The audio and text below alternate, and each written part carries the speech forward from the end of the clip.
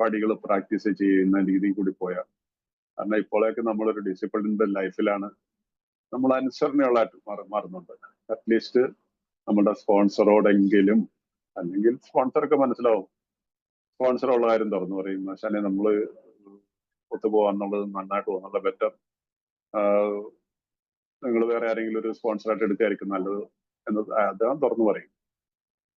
അപ്പൊ അത് മനസ്സിലാക്കാനുള്ള കഴിവ് സ്പോൺസർക്ക് ഉണ്ടാവും. അപ്പൊ അതുകൊണ്ട് നമ്മൾ ആരെയും ഫൂളാക്കാന്ന് വിചാരിച്ചുകൊണ്ടൊന്നും ആരെയും സ്പോൺസറാക്കി എടുത്തിട്ട് എങ്ങനെയെങ്കിലുമൊക്കെ അങ്ങ് എന്തെങ്കിലും കുറെ കഥകളും ഒക്കെ പറഞ്ഞു പോകും. അത് അങ്ങനെ വർക്ക് ചെയ്തിട്ട് കാര്യമില്ല. വളരെ സിമ്പിൾ പ്രോഗ്രാമാണ്. അതാത് കാര്യങ്ങളെ വളരെ നമുക്ക് അപ്പോഴത്തേക്ക് നമുക്കൊരു നല്ല അപ്പൊ അവിടെ ദൈവം പ്രവർത്തിച്ച് നമ്മൾ അറിയാതെ തന്നെ നമ്മുടെ ഉള്ളിൽ നിന്ന് നാവിൽ നിന്ന് അന്തരംഗത്തിൽ നിന്ന് വരും ആ ഒരു വിളി, ദൈവമേന്നോ, എത്ര ഈശ്വര ഭഗവാനെ. ആ ഒരു രീതിയിലേക്കുള്ളൊരു തലം എന്ന് പറയുന്നത് ഒരു സ്പിരിച്വലാണ്. കാരണം ഇത് സ്പിരിച്വൽ പ്രോഗ്രാം ആണെന്നുള്ളത് തുടക്കത്തിൽ നമുക്ക് മനസ്സിലായിട്ടുള്ളതാണ്. അപ്പൊ ആ സ്പിരിച്വൽ പ്രോഗ്രാമിന്റെ ഘട്ടം ഘട്ടമായ വളർച്ചയിലെത്തുന്ന ഒരു വളരെ ഇമ്പോർട്ടന്റ് ആയിട്ടുള്ള ഭാഗമാണ് ഈ 6-7 പടികൾ. ഇന്നിപ്പോ ഡെയിലി റിഫ്ലക്ഷൻ ആവശ്യമുള്ളത് ഇന്നലെയും അത് തന്നെയായിരുന്നു, മിനിഞ്ഞാന്നും ഇത് തന്നെയായിരുന്നു. റിസെന്റ്മെന്റിന് വിദ്വേഷം എന്നുള്ള വാക്ക്. ഈ വിദ്വേഷം എന്ന ആ ഒരു കേൾക്കുമ്പോൾ 3 അക്ഷരം വിദ്വേഷം. ഈ വിദ്വേഷം എത്രത്തോളം മനസ്സിലുണ്ടോ, ആരുടെയും മനസ്സിലേക്ക് ദൈവത്തിന്റെ ആ പ്രകാശ കിരണങ്ങൾ പ്രവേശിക്കുന്ന ആരും വിശ്വസിക്കേണ്ട. ഞാൻ എൻ്റെ ദേഷ്യം മാറ്റിയിരിക്കുന്നു, ഞാൻ സെക്ഷലി വളരെ മോശമായിട്ട് ജീവിച്ചിരുന്ന ആളാണ്, ഞാൻ അവിടെ ഇവിടെ എല്ലാം ചെയ്തിരുന്ന ആൾക്കാരെ ദ്രോഹിച്ചിട്ടുണ്ട്, ഇതെല്ലാം നിർത്തി. പക്ഷെ എൻ്റെ ഉള്ളില് ചില വ്യക്തികളായിരിക്കും ഒരു വിധത്തിലും അത് മാത്രം പറയണ്ട, അത് പറ്റത്തില്ല, ഒരു കാര്യമില്ല. അപ്പൊ റിസെന്റ്മെന്റ് എന്ന് പറയുന്ന ഈ നമ്പർ 1 ഒഫൻഡർ എന്നല്ലേ നമ്മൾ ഇന്നലത്തെ ഡെയിലി റിഫ്ലക്ഷൻ എന്ന് പറഞ്ഞു. റിസെന്റ്മെന്റ് ഇസ് ദ നമ്പർ 1 ഒഫൻഡർ. തടസ്സം നിൽക്കുന്ന എന്നുള്ളതാണ്. ഒഫൻഡ് ചെയ്യാന്ന് പറഞ്ഞാൽ തടസ്സം നിൽക്കുന്നത്. ദൈവത്തിലേക്ക് എന്നെ അടുപ്പിക്കുന്നതിന്, ദൈവം എന്നിലേക്ക് പ്രവേശിക്കുന്നതിന്, ഞാൻ അല്ലെങ്കിൽ ദൈവത്തിന്റെ ആ തണലിലേക്ക് എത്തിച്ചേരുന്നതിന് തടസ്സം നിൽക്കുന്ന ഏക കാരണം റിസെന്റ്മെന്റ് ആണ്. അപ്പൊ ഇതിൽ നമ്മൾ വർക്ക് ചെയ്യണം. അപ്പൊ അതിന് വേണ്ടിയിട്ട് നമ്മളോട് ഈ 6-7 പടികളിൽ വരുമ്പോൾ നമുക്ക് അതിന് വേണ്ടിയിട്ട് ആ സ്ഥലത്തിലെത്താൻ വേണ്ടിയിട്ട് നമ്മൾ പ്രാർത്ഥിച്ചുകൊണ്ടേയിരിക്കണം. അതാണ് നമ്മൾ കഴിഞ്ഞ ദിവസം വായിച്ചത്. എന്താണ് നമ്മള് ഇന്നലെ കഴിഞ്ഞ ദിവസം മത്തി 75-ാമത്തെ പേജിലായിരുന്നു. 75-ാമത്തെ പേജിന്റെ ടോപ്പ് ഭാഗത്ത് നമ്മള്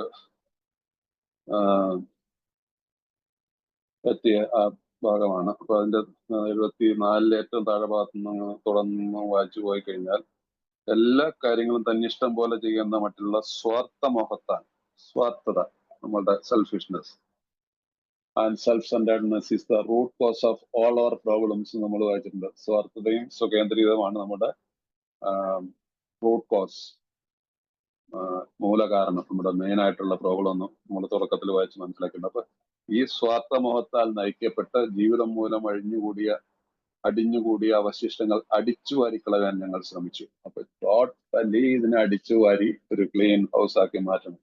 ഇത് ചെയ്യുന്നതിനുള്ള ആഗ്രഹമില്ലെങ്കിൽ അത് വരുന്നത് വരെ ഞങ്ങൾ പ്രാർത്ഥിക്കുന്നു. അപ്പൊ ഈ റിസെന്റ്മെന്റും ഇതും എല്ലാ സംഭവം വരുന്നതിന് വേണ്ടി ഞങ്ങൾ പ്രാർത്ഥിക്കുന്നു. 7-ാമത്തെ പടിയുടെ പ്രാർത്ഥനയാണ് നമ്മൾ പ്രാർത്ഥിക്കുന്നത്. അവിടെ ആ പ്രാർത്ഥന വീണ്ടും പ്രാർത്ഥിക്കുക. എന്റെ ദൈവമേ, എന്നിലുള്ള എല്ലാത്തിന്റെയും നന്മയുടെ തിന്മയുടെ അധിപൻ അങ്ങായിരിക്കണമെന്ന് ഞാൻ ആഗ്രഹിക്കുന്നു. അങ്ങേക്കും എന്റെ സജീവങ്ങൾക്കും ഉപയോഗപ്പെടുത്തുന്ന എന്റെ സ്വഭാവത്തിലുള്ള ഓരോ കുറവും അങ്ങ് നീക്കിത്തരണമേ എന്ന് ഞാൻ പ്രാർത്ഥിക്കുന്നു. അങ്ങയുടെ ഹിതം ചെയ്യുന്നതിനായി ഞാൻ ഇവിടെ നിന്ന് മുന്നോട്ട് പോകുന്നു. ഈ പ്രാർത്ഥന നമ്മൾ നിരന്തരമായിട്ട് പ്രാർത്ഥിക്കണം. ഏതെങ്കിലും ഒരു വ്യക്തിയുടെ എനിക്ക് എന്നെ ദ്രോഹിച്ചിട്ടുണ്ട്, അല്ലെങ്കിൽ അദ്ദേഹത്തെ എനിക്ക് ഒരു വിധത്തിൽ അയാളോട് ക്ഷമ കൊടുക്കാൻ പറ്റുന്നില്ലെങ്കിൽ സാധിക്കും.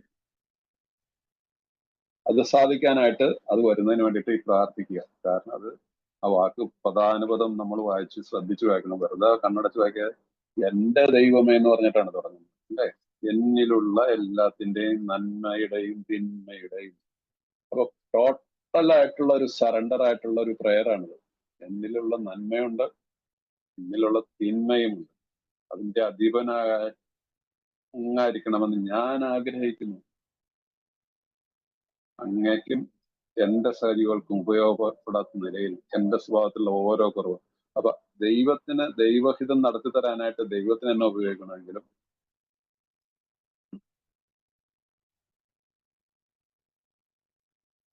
എന്റെ സഹജീവികൾക്ക്, എന്റെ കുടുംബത്തിന്, കാരണം എന്റെ ഏറ്റവും അടുത്ത പിന്നീട് എന്റെ ഗ്രൂപ്പില് അവർക്ക് പ്രയോജനപ്പെടാത്ത നിലയിൽ ഉള്ള എന്റെ സ്വഭാവത്തിലുള്ള ഓരോ കുറവും അങ്ങ് നീക്കി തരണമെന്ന് ഞാൻ അപേക്ഷിക്കുന്നു. അത് ചുരുങ്ങിയ വാക്കുകളിലെങ്കിലും നമുക്ക് എന്നും പ്രാർത്ഥിക്കാൻ സാധിക്കണം.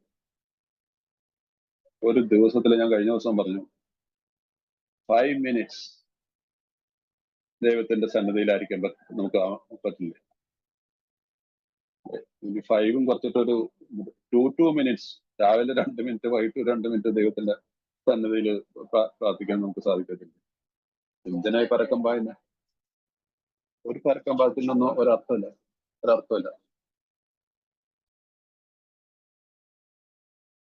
സോ ഈ ഇതിനകത്ത് നമ്മൾ ഇതിനെ ലാഘവത്തോടെ കാണരുത്. ഈ 6-7 പടി അതിന്റെ വളരെ ഇമ്പോർട്ടന്റ് ആയിട്ടുള്ള ഒരു ഇതാണ്. അതുകൊണ്ട് ആ ഒരു സന്നദ്ധത വരുന്നതിന് വേണ്ടിയിട്ട് നമ്മൾ, കാരണം അവിടെ നമ്മൾ പറയുന്നുണ്ട് അത് വരുന്നവരെ പ്രാർത്ഥിക്കുന്നുണ്ട്. അതിനുശേഷം പറഞ്ഞു മദ്യത്തിന് വേണ്ടി വിജയം വരിക്കുന്നതിന് എത്ര ദൂരം പോകുന്നതിനും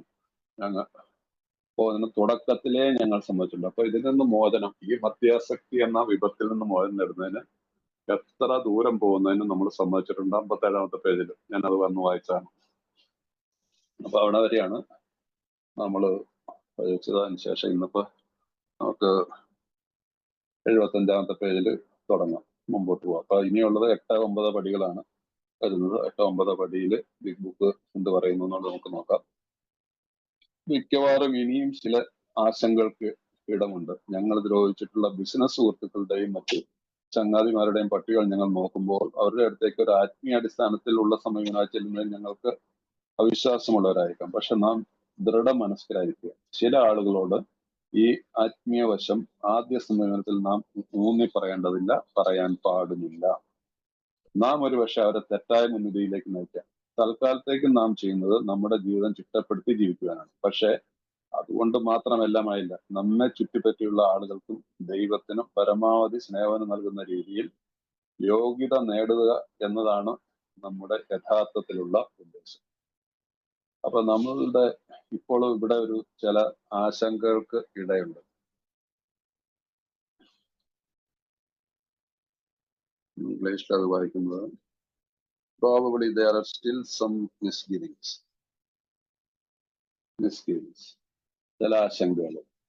അതിനകത്ത് നമുക്ക് എന്താണ്, ഞങ്ങൾ ദ്രോഹിച്ചിട്ടുള്ള ബിസിനസ് സുഹൃത്ത് മറ്റ് ഞങ്ങളുടെ പട്ടിക നമ്മുടെ ഓൾറെഡി ഒരു പട്ടികയുണ്ട്. കാരണം നമ്മൾ 4-ാം പടി എഴുതിയപ്പോൾ നമ്മൾ ദ്രോഹിച്ചവരുടെ ലിസ്റ്റ് ഉണ്ടാക്കിയിട്ടുള്ളതാണ്. അപ്പൊ നോക്കുമ്പോൾ അവരുടെ അടുത്തേക്ക് ഒരു സ്പിരിച്വൽ ആയിട്ടുള്ള, ഞാനൊരു വലിയ ആത്മീയതയിൽ അല്ലെങ്കിൽ ഭയങ്കര മതത്തിന്റെ ഒരു രീതിയിൽ ചെല്ലുവാനായിട്ട് നമുക്ക് അതിനകത്ത് ഒരു നോട്ട് ഷുവർ അവരെങ്ങനെ പ്രതികരിക്കും എന്നുള്ള കാര്യത്തിൽ, അല്ലെ? അതുകൊണ്ടാണ് നമുക്കൊരു വിശ്വാസക്കുറവ്. പക്ഷെ ദൃഢമനസ്കരായിരിക്കും. അതുകൊണ്ട് ഭയപ്പെടേണ്ട ആവശ്യമൊന്നുമില്ല. ഒട്ടും ഭയപ്പെടേണ്ട. നമുക്ക് അതിന് ചെയ്യാനുള്ള എല്ലാത്തിനും രീതിയുണ്ട്. യെസ്.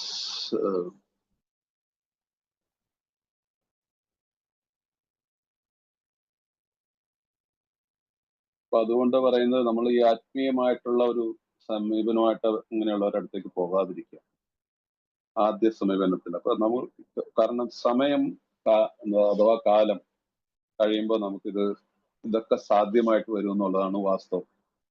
അതുകൊണ്ട് നമ്മൾ പെട്ടെന്ന് എടുത്തു ചാടി ഒരു ദ്രോഹിച്ചവരുടെ അടുത്തേക്ക് അല്ലെങ്കിൽ നമ്മുടെ റിസൺമെന്റ് ഉള്ളവരുടെ അടുത്തേക്ക് അത് തീരാനായിട്ട് വരാം. അത് ടൈം ടു ടൈം സ്പോൺസറുമായിട്ട് സംസാരിച്ച് അങ്ങനെയുള്ള ഒരു സാഹചര്യം ഉണ്ടാകുമ്പോൾ എങ്ങനെ പ്രതികരിക്കണം എന്നുള്ളത്. പോരാത്തതിന് നമ്മളിത് റെഡി ആകുമ്പോൾ ശരിക്കും പറഞ്ഞു കഴിഞ്ഞാൽ ദൈവം നമുക്ക് അതിനുള്ള സാഹചര്യങ്ങൾ ഉണ്ടാക്കി തരും. അപ്പൊ സ്വഹിതത്തിന് ഇനി സാധ്യതയില്ല. ഇനിയുള്ള സ്ഥലത്ത് ദൈവഹിതം, അതാ ഡെയിലി പ്രാക്ടീസിൽ കൂടി നമ്മൾ പോയാൽ മാത്രമാണ് ഇതിന് നമുക്ക് ഇതിനകത്ത് ശരിയായിട്ടുള്ള വിജയത്തിലേക്ക് നമുക്ക് എത്താൻ പറ്റുള്ളൂ. ചില ആളുകളോട് ഈ ആത്മീയവശം ആദ്യ സമയത്ത് നാം ഊന്നി പറയേണ്ടതില്ല, പറയാൻ പാടുന്നില്ല. നാം ഒരുപക്ഷെ അവരെ തെറ്റായ മുൻവിധിയിലേക്ക് നയിക്കുക. അപ്പൊ ചിലരെ അടുത്തേക്ക് നമ്മൾ ചെല്ലുമ്പോൾ ഞാനിങ്ങനെ ഒരു സ്പിരിച്വലോ അല്ലെങ്കിൽ മറ്റുള്ള ഒരു ആത്മീയമായിട്ടുള്ള ഒരു പ്രോഗ്രാമിൽ കൂടിയൊക്കെ പോയിക്കൊണ്ടിരിക്കുകയാണ്. എനിക്ക് അതുകൊണ്ട് കുറച്ച് കാര്യങ്ങൾ പറയാനുണ്ട്. ഇത് ഞാൻ നിന്നോട് പുരോഗിച്ചിട്ടുണ്ട് അല്ലെങ്കിൽ അങ്ങനെയൊക്കെയുള്ള കാര്യങ്ങളിലൊക്കെ പറയുമ്പോൾ അത് അങ്ങനെ പറയുന്നു. ഇപ്പൊ തൽക്കാലത്തേക്ക് നാം ചെയ്യുന്ന നമ്മുടെ ജീവിതം ചിട്ടപ്പെടുത്തി ജീവിക്കാനാണ്. പക്ഷെ ഇതുകൊണ്ട് മാത്രമല്ല നമ്മെ ചുറ്റിപ്പറ്റിയുള്ള ആളുകൾക്കും ദൈവത്തിനും പരമാവധി സേവനം നൽകുന്നത് യോഗ്യത നേടുക എന്നാണ് നമ്മുടെ യഥാർത്ഥം. അപ്പൊ അതുകൊണ്ട് നമ്മൾ പെട്ടെന്ന് എടുത്തു ചാടാ പോകാതിരിക്കുക. ഇപ്പൊ നമ്മൾ എന്താ ചെയ്യേണ്ടത്? നമ്മുടെ ജീവിതത്തെ ചിട്ടപ്പെടുത്തുക. നമ്മുടെ ജീവിതത്തിലെ ആൽക്കഹോളിക്സ് അനോണിമസിന്റെ ഒരു മെമ്പർ എന്നുള്ള രീതിയിൽ ഒരു മറ്റുള്ളവർക്ക് സഹായകരമാവുന്ന ഒരു പാത്രമാവുന്ന രീതിയിൽ നമ്മൾ ആകാനായിട്ട് മറ്റുള്ളവരെ സഹായിക്കാനും ദൈവത്തോട് കൂടുതൽ അടുക്കാനുമുള്ള ശ്രമങ്ങൾ നടത്തിക്കൊണ്ടിരിക്കുക. ഇതായിരിക്കണം നമ്മുടെ പ്രാഥമിക ഉദ്ദേശം. അതാണ് നമ്മുടെ ഒരു പ്രൈമറി പർപ്പസ് എന്ന് പറയത്തില്ലേ. അവർ primary purpose is to stay sober. അപ്പൊ അതിൽ വർക്ക് ചെയ്യുക.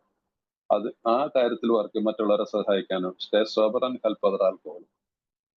കഷ്ടപ്പെടുന്ന മദ്യം അതിലേക്കായിരിക്കണം നമ്മളുടെ ചിന്തകൾ കൂടുതലായിരിക്കുക. അതുകൊണ്ട് ഇവിടെ എടുത്തുചാട്ടത്തിന്റെ ആവശ്യമില്ല. അപ്പൊ അത് കഴിഞ്ഞിട്ട് മുമ്പോട്ട് പോകുമ്പോൾ പറയുന്നുണ്ട്, നാം ചെയ്തിട്ടുള്ള അന്യായത്തിന്റെ പേരിൽ ഇപ്പോഴും നമ്മുടെ മുമ്പിൽ കേമനെന്ന് ഭാവിക്കുന്ന നമ്മൾ മതവിശ്വാസികളായി വിളിച്ചു പോകുന്ന ഒരാളെ നാം ശ്രമിക്കുന്ന ഒട്ടും ബുദ്ധിയല്ല. ചില നമ്മുടെ സുഹൃത്തുക്കളോ ബന്ധുക്കളോ കാണും.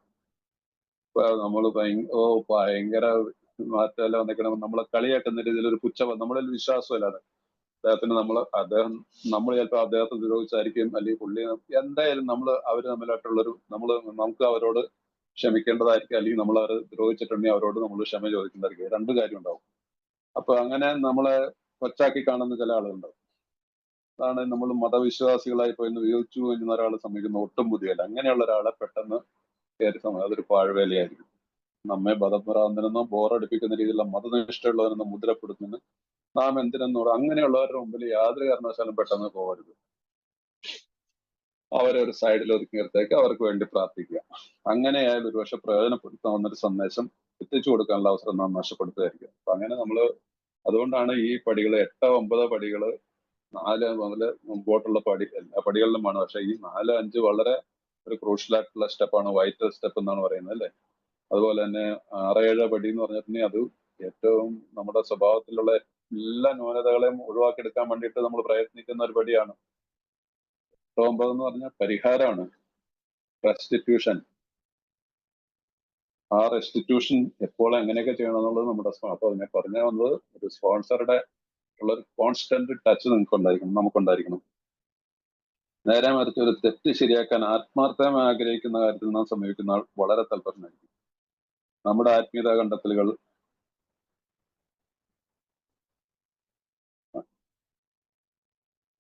നമ്മുടെ ആത്മീയ കണ്ടെത്തലുകളെ കുറിച്ചുള്ള സംഭാഷണത്തിലേക്കാൾ നാം പ്രകടിപ്പിക്കുന്ന നമ്മുടെ സന്മനോഭാവത്തിൽ അയാൾ താല്പര്യമുള്ളവനായിരിക്കും.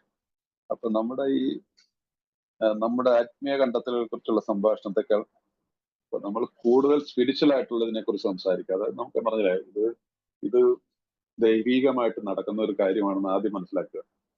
ഞാൻ തന്നെ ക്രിയേറ്റ് ചെയ്യേണ്ട ആവശ്യമില്ല ഈ ഷോ. അതിനുള്ള എന്നിൽ സത്യസന്ധമായിട്ടുള്ള ഒരു സന്നദ്ധതയും അതിന് ഒരുക്കമുള്ള ഒരുക്കവും സന്നദ്ധതയൊക്കെ ഒന്ന് തന്നെയാണ്. ആ ഒരു മനോഭാവം നമ്മൾ ഒത്തിട്ട് പ്രാർത്ഥിച്ചുകൊണ്ട് ഈ പ്രാർത്ഥനയിലേക്ക് നമ്മൾ അതിന്റെ നല്ലൊരു ജീവിതത്തിലേക്ക് എത്തിയിട്ടുണ്ടല്ലോ.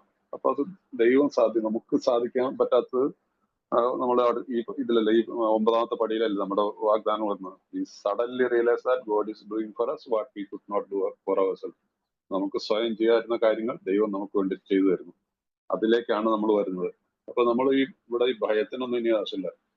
സമയമാകുമ്പോൾ ഇതെല്ലാം നമുക്ക് ചെയ്യാൻ പറ്റും. അതുകൊണ്ട് എടുത്തിയാടി എല്ലാത്തിനും കൂടി ഒറ്റ ദിവസം കൊണ്ട്, ഒരാഴ്ച കൊണ്ട് പരിഹാരം ചെയ്ത് ദ്രോഹിച്ചവരുടെ അടുത്തേക്ക് ചെല്ലണോ വേണ്ടോ എന്നുള്ളതിനെ കുറിച്ചൊക്കെയുള്ള കൺഫ്യൂഷനിലൊന്നും നിൽക്കേണ്ട ആവശ്യമില്ല. എല്ലാത്തിനും സാധിക്കും. നമ്മളെ ഇവിടം വരെ എത്തിച്ച ആ ശക്തി തീർച്ചയായിട്ടും വെളിച്ചത്തിലേക്ക് തന്നെ നമ്മളെ കൊണ്ടുപോകും.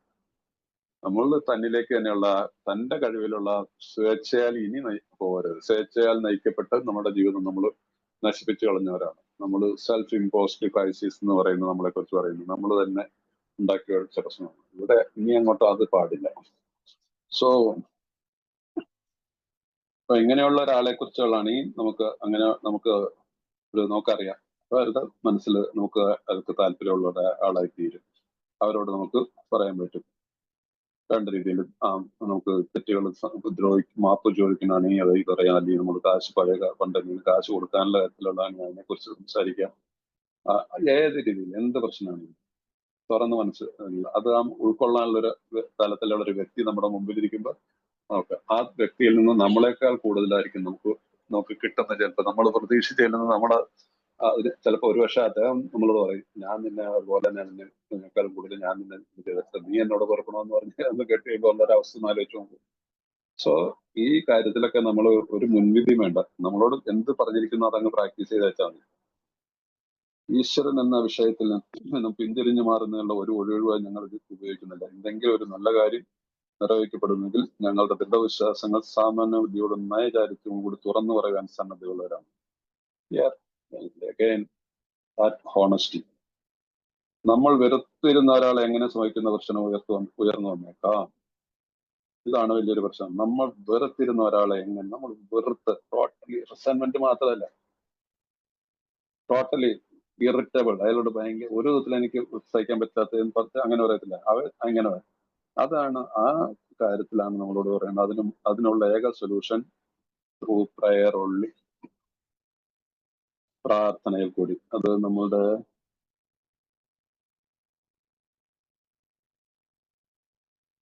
Prayer only.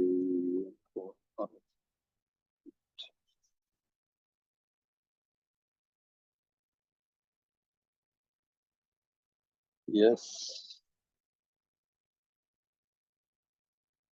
ഈ പ്രാർത്ഥന ഇവിടെ ഉപയോഗിക്കുക. നമ്മുടെ 4th സ്റ്റെപ്പിന്റെ ഭാഗത്ത് വരുമ്പോ നമ്മള് ഭയമാണല്ലോ ഇങ്ങനെയുള്ള കാര്യത്തിൽ. നമ്മള് 67ാമത്തെ പേജില് ഞങ്ങളുടെ സൃഷ്ടാവിൽ ആശ്രയിച്ചെന്ന് പറഞ്ഞിട്ട് തുടങ്ങുന്ന പാരഗ്രാഫില് അതിന്റെ ലാസ്റ്റ് വാക്കാണ്, ഞങ്ങളുടെ പേടി മാറ്റി ഞങ്ങൾ എന്താകാൻ അവിടെ നിന്ന് ഉദ്ദേശിക്കുന്നത് കാട്ടിത്തരാൻ ഞങ്ങൾ അദ്ദേഹത്തോട് അപേക്ഷിച്ചു.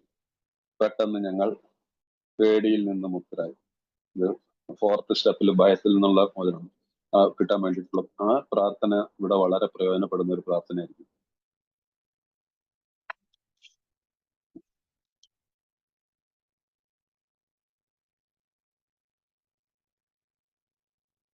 ഭയത്തിന് നമ്മൾ വെറുത്തിരുന്ന ഒരാളെ എങ്ങനെ സമീപിക്കുക എന്നുള്ളത് ആ പ്രശ്നം ഒരു ഭയത്തിൽ ഊന്നിയിട്ടുള്ള ഒരു പ്രശ്നമാണ്. അവിടെ നമ്മൾ ഈ പ്രാർത്ഥന വളരെ നിങ്ങളുടെ ഈ വ്യക്തിയെ സമീപിക്കുന്ന കാര്യത്തിൽ എന്ത് ചെയ്യണമെന്ന് എനിക്കറിയാൻ പറ്റുന്നില്ല. ഭയമാണോ, അതാ ആ തടഞ്ഞു നിർത്തുന്ന എന്ത് ശക്തിയായാലും അതിൽ നിന്ന് എനിക്ക് മോചനം തരണമേ എന്ന് നമുക്ക് ദൈവത്തോട് പ്രാർത്ഥിക്കണം. ഞങ്ങൾ അങ്ങോട്ട് ചെയ്തിരുന്ന ദ്രോഹം അയാൾ ഇങ്ങോട്ട് ചെയ്തിട്ടുണ്ടാകും. അയാളോട് കുറെ കൂടി നല്ലൊരു മനോഭാവം ഞങ്ങൾ ആർജിച്ചിട്ടുണ്ടാകും. പക്ഷെ അപ്പോഴും ഞങ്ങളുടെ തെറ്റുകൾ തുറന്ന് സമ്മതിക്കുന്നതിൽ ഞങ്ങൾ വൈമനസ്യമുള്ളവരായിരിക്കും. അപ്പൊ ഇവിടെയാണ് നമ്മൾ ഈ പ്രയറിന്റെ ഇമ്പോർട്ടൻസ് മനസ്സിലാക്കുന്നത്. ഇതിനെ മാറ്റി തരുന്നതിന് നമ്മൾ പ്രാർത്ഥിക്കുക. പ്രയർ അത് കൂടുതലും ഒന്നും പ്രയർ എന്ന് പറഞ്ഞിട്ടാണ് ഒരു ദിവസത്തിൽ ഒരു പ്രാവശ്യം വ്യക്തി ഓർത്തുകൊണ്ട് പ്രാർത്ഥിച്ചാൽ മതി. 4 ദിവസം കഴിയുമ്പോൾ ഇതൊക്കെ ചുമ്മാ ഇല്ലെങ്കിൽ പോകും. പക്ഷെ നമ്മളത് പലപ്പോഴും സംഭവിക്കുന്ന പറഞ്ഞിട്ടുണ്ടെങ്കിൽ അത് നമ്മൾ അനുവദിക്കുന്നില്ല. കാരണം നമ്മള് പറയും എന്തായാലും ആരോടൊക്കെ ക്ഷമിച്ചാലും വേണ്ടില്ല. ചിലപ്പോ പറയും എനിക്ക് ഒരിക്കലും അയാളെ പോയി ഫേസ് ചെയ്യാൻ പറ്റത്തില്ല എന്ന് പറയാത്ത രീതിയിലുള്ള ചില പ്രവർത്തികളൊക്കെ ചെയ്തിട്ടുള്ള ആളുകളും ഉണ്ടാവാം. മനസ്സിലായില്ലേ? അയാളുടെ വീട്ടിലേക്ക് എനിക്ക് അയാളെ ഫേസ് ചെയ്യാൻ പറ്റത്തില്ല എന്ന് പറയും. അപ്പൊ അങ്ങനെ പറഞ്ഞ് ഒഴിവായി പോകരുത്. ഇന്ന് നമ്മൾ സൃഷ്ടാവിൽ ആശ്രയിച്ച് ജീവിക്കുന്നവരാ. നമ്മളുടെ സൃഷ്ടാവിൽ ആശ്രയിച്ച് നമ്മൾ പുതിയ ജന്മം എടുത്ത ആളായിട്ട് കാണുന്നു. കഴിഞ്ഞാൽ അത് തിരിച്ചു വരാൻ പറ്റില്ല.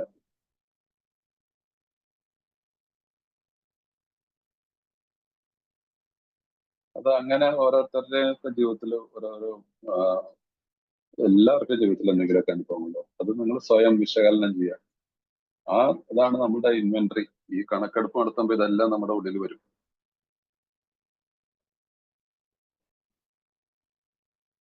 ഒരു കൂട്ടുകാരനേക്കാൾ ഒരു ശത്രുവിനെ സംബന്ധിക്കുന്ന കൂടുതൽ കഠിനമാണെങ്കിലും ഞങ്ങളെ സംബന്ധിച്ചിടത്തോളം അത് ഗുണം ചെയ്യും. ഞങ്ങളുടെ പഴയ തെറ്റായ ധാരണകൾ ഏറ്റുപറഞ്ഞുകൊണ്ടും ഖേദം പ്രകടിപ്പിച്ചുകൊണ്ടും മാപ്പ് നൽകാനും സഹായിക്കാനുള്ള മനോഭാവത്തോടെ അയാളുടെ അടുത്തേക്ക് ചെല്ലുന്നു. അപ്പൊ നമ്മളുടെ ചെയ്ത തെറ്റുകളെ കുറിച്ച് ഖേദം പ്രകടിപ്പിച്ചുകൊണ്ട് ഒരു സോറി പറയലായിട്ട് ചുരുക്കരുത്, മനസ്സിലായില്ലേ? അത് നമ്മുടെ മനസ്സിൽ നിന്ന് നല്ല വാക്കുകൾ വരും. സോറി എന്ന് പറയുന്ന ഒരു വാക്കായിരിക്കും അതിനേക്കാളൊക്കെ അത് ആ സാഹചര്യത്തിനനുസരിച്ച് സംഭവത്തിനനുസരിച്ചും ഖേദമാണ്. ആ രീതിയിൽ നമ്മൾ അയാളുടെ അടുത്തേക്ക് ചെല്ലണം. യാതൊരു സാഹചര്യത്തിലും അയാൾ ഞങ്ങളെ വിമർശിക്കുകയോ അയാളുമായി വാദപ്രതിവാദങ്ങൾ ഏർപ്പെടുത്തുകയോ ചെയ്യുന്നില്ല. ഞങ്ങളുടെ കഴിഞ്ഞ കാലം നേരെ യുവാക്കൾ ചെയ്യാവുന്നതിന്റെ പരമാവധി ചെയ്യുന്നവരെ ഞങ്ങൾക്ക് കുടിയിൽ നിന്ന് രക്ഷപ്പെടാൻ പറ്റുകയെന്ന് ലളിതമായി അയാളോട് പറയുന്നു. ഈ ഇതിനൊരു ഓപ്പണിംഗ് ആയിട്ട് നമുക്ക് പറയാം. ഞാൻ എന്തൊക്കെയാണ് ഇപ്പൊ ചെയ്യുന്നത്, സുഖമായിട്ടൊക്കെ മദ്യപിക്കാതൊക്കെ ജീവിക്കുന്നത്. അപ്പൊ തീർച്ചയായിട്ടും അവർക്ക് അറിയാമായിരിക്കുമല്ലോ, ഓൾറെഡി അവർക്ക് അറിയാം. നല്ല കാര്യം, സന്തോഷം. പക്ഷെ ഞാൻ എൻ്റെ ജീവിതത്തിൽ ഇങ്ങനെയുള്ള ചെറിയ തെറ്റുകൾ വന്നിട്ടുണ്ട്. അതിനകത്ത് നിങ്ങളുടെ പേരുണ്ട്. അപ്പൊ അതിനു വേണ്ടിയിട്ടാണ് ഞാൻ ഇന്ന് വന്നിരിക്കുന്നത്. അതുകൊണ്ട് എനിക്കിതിൽ നിന്ന് മോചിതനായിട്ട് സമാധാനത്തിൽ ജീവിക്കണമെങ്കിൽ ഞാൻ നിങ്ങളോട് മാപ്പ് പറയണം, ക്ഷമ പറയണം. അതുകൊണ്ടാണ് ആ രീതിയിലുള്ള ഒരു അപ്രോച്ച് വരുമ്പോൾ അത് വളരെ നല്ല രീതിയിലേക്ക് തന്നെ ആയിക്കോളും. അയാൾ എന്ത് ചെയ്യണമെന്ന് അയാളോട് പറയാതെ നിങ്ങൾ എന്നോട് ക്ഷമിക്കണമെന്നോ അല്ലെങ്കിൽ ഒന്നും പറയണ്ട. നമ്മളുടെ ഭാഗത്തുള്ള വൈകല്യം തിരുത്തുവാൻ ഞങ്ങൾ തയ്യാറാവുന്നു. അപ്രകാരം ചെയ്തെങ്കിൽ ഒന്നും പൂർത്തീകരിക്കാൻ സാധിക്കും ഞങ്ങൾക്ക് ബോധ്യമില്ല. അയാളോട് സംസാരിക്കുമ്പോൾ അയാളുടെ തെറ്റുകൾ ചർച്ച ചെയ്യപ്പെടുന്നില്ല. ഞങ്ങൾ ഞങ്ങളുടെ തെറ്റുകളെ സ്പർശിച്ച് മാത്രം സംസാരിക്കും. ഞങ്ങളുടെ സമീപന രീതി ശാന്തവും ആർജവമാർന്നതും തുറന്ന മനസ്സോടെ ഉള്ളതുമാണെങ്കിൽ തൃപ്തികരമായ ഫലം നിങ്ങൾക്ക് അനുഭവിക്കാനാവും. അപ്പൊ ഇത് നമ്മളുടെ ഈ സമീപന രീതി ഇത് വളരെ ഇമ്പോർട്ടന്റ് ആണ്. അതുകൊണ്ടാണ് ഈ ഭാഗത്തൊക്കെ ഈ പടിയിൽ എപ്പോഴും ഞാൻ പറയുന്നത്, ഞാനെന്നല്ല ആരും പറഞ്ഞു തരിക നമ്മളോട്, നമ്മൾ take the help of your sponsor.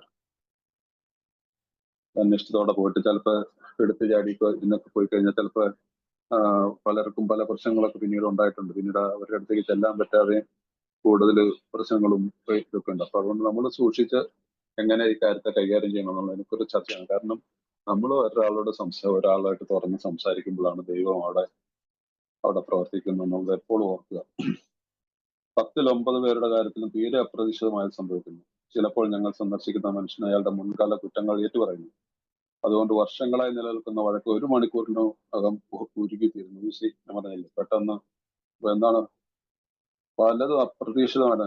നമ്മൾ സന്ദർശിക്കുന്ന അയാളുടെ മുൻകാല കുറ്റങ്ങൾ നമ്മൾ പറഞ്ഞില്ല, അങ്ങോട്ട് ചെയ്യുന്ന അങ്ങേരെ ഇങ്ങോട്ട് പറയുകയാണ്. അപ്പൊ ഏതാണ്ട് വർഷങ്ങളോളം നിൽക്കുന്ന ഈ വഴക്ക് അഥവാ വിദ്വേഷം, പക, ദേഷ്യം ഇവയെല്ലാം 1 മണിക്കൂറിനകം ഉരുകിത്തീരുന്നു. തൃപ്തികരമായ പുരോഗതി കൈവരിക്കും നിങ്ങൾ പരാജയപ്പെടുക വിരളമാണ്. ഈ കാര്യത്തിൽ ഒരു പരാജയപ്പെടുക എന്നുള്ള തൃപ്തികരമായ പുരോഗതി കൈവരിക്കുന്നതിൽ ഞങ്ങൾ പരാജയപ്പെടുക വളരെ വിരളമാണ്. എന്ന് പറഞ്ഞാൽ അങ്ങനെ സംഭവിക്കത്തില്ല. അപ്പൊ അതുകൊണ്ട് ഇതൊരു പ്രോമിസ് ആയിട്ട് തന്നെ കണ്ടുകൂടെ, മനസ്സിലായില്ലേ? ഈ രീതിയിൽ നമ്മൾ ഈ ബിഗ് ബുക്കിലെ വാചകങ്ങൾ നമ്മൾ നിസ്സാര സമയം കൊണ്ട് ഇത്രയും ശത്രുവാണെന്ന് വിചാരിച്ചിരുന്ന 2 പേര് തമ്മിൽ, അല്ലെ 2 കുടുംബങ്ങൾ തന്നെയായിരിക്കും തമ്മിൽ നിസ്സാര വാക്കുകൾ മാത്രം കൊണ്ട് നല്ലൊരു ബന്ധം അവിടെ പുനഃസ്ഥാപിക്കപ്പെടുന്നു. ഞങ്ങളുടെ പഴയ ശത്രുക്കൾ ഞങ്ങൾ ചെയ്യുന്ന കാര്യത്തെ പുകഴ്ത്തുകയും ഞങ്ങൾക്ക് വിജയാശംസകൾ നേരിടുന്നു. ചിലപ്പോഴൊക്കെ അവർ സഹായം വാഗ്ദാനം ചെയ്യുന്നു.